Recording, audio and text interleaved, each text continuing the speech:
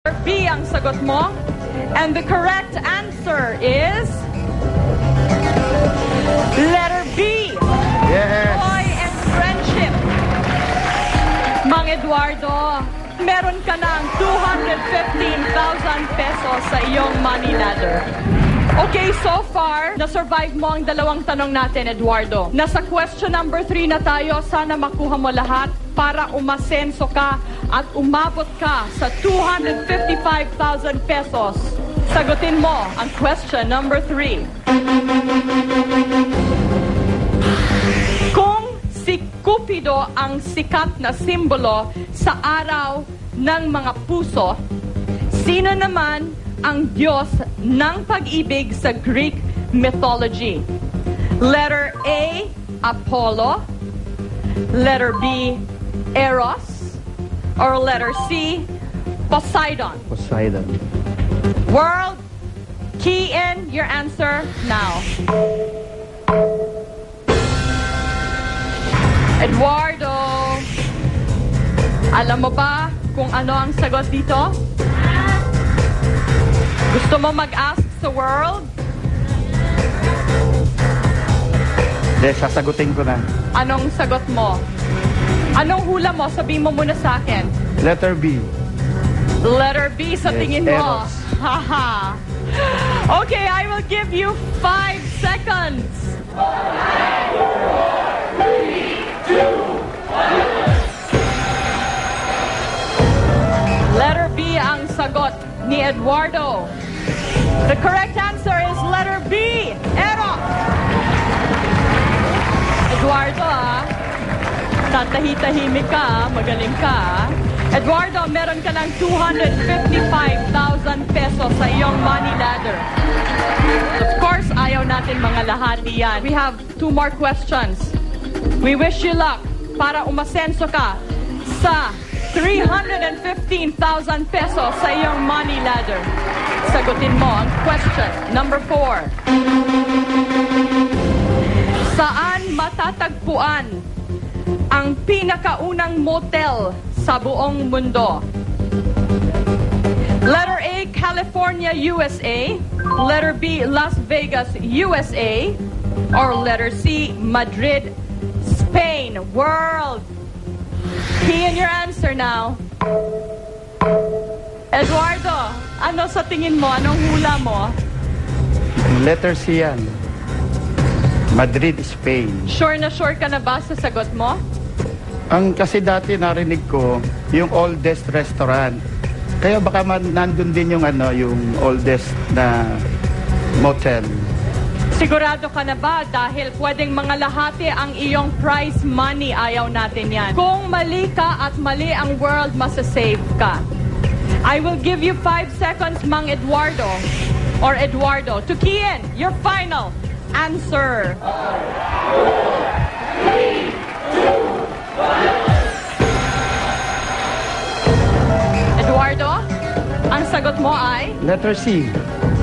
Letter C, Madrid, Spain. And the correct answer is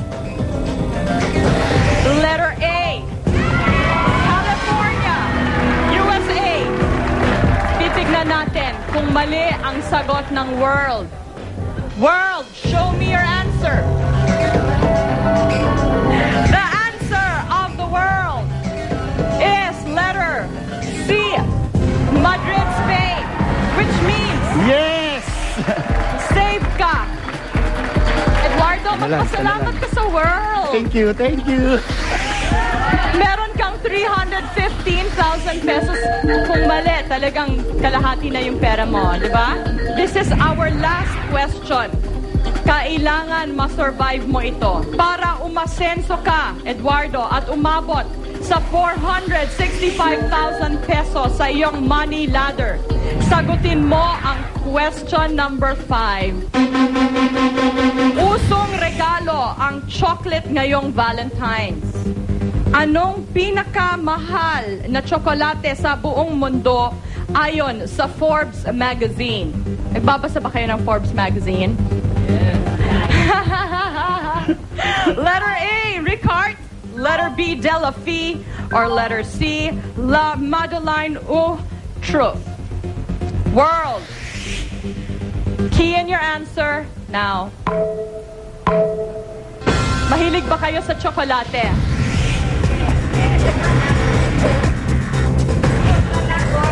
Letter A, B, or letter C? Eduardo, mahilig ka ba sa tsokolate? Hindi ako mahilig sa matatamis. So, huhulaan na lang natin. Yes. Ano sa hula mo?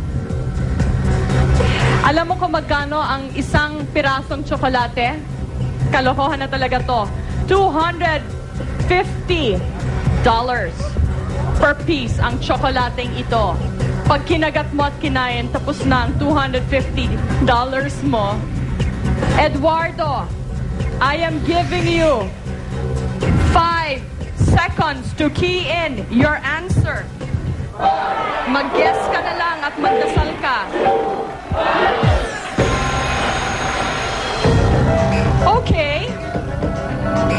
Eduardo, ang sagot mo ay letter C, La Madeleine ou Truth. Bago ko i-reveal ang answer, gusto ko malaman kung ano ang sagot ng world.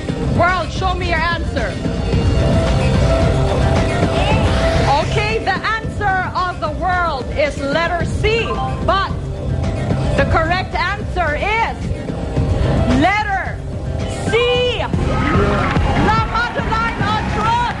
Eduardo, nanalo ka ng 465,000 pesos. Hindi pa tapos, Eduardo, dahil meron pang natitira sa 465,000 pesos.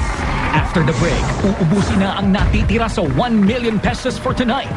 Tatawagan na mamaya ang lucky home partner.